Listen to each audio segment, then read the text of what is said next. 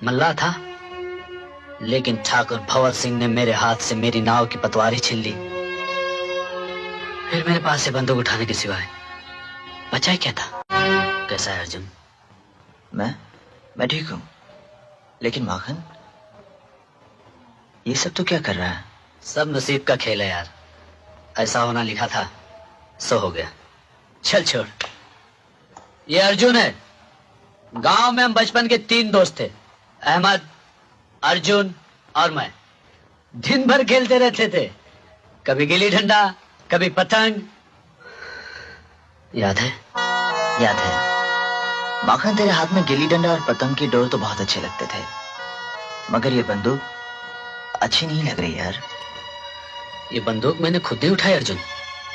मैं तो नाव चलाता था, मल्ला था, लेकिन ठाकुर भंवर सिंह ने मेरे हाथ से मेरी नाव की पतवार ही छीन ली।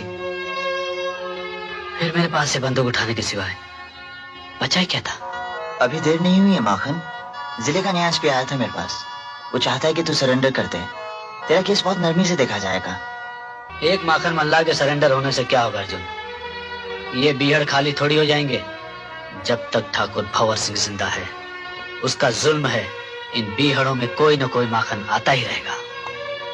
अर्जुन, एसपी साहब से कहना हो सके तो ठाकुर भंवर सिंह का सरेंडर करा लें।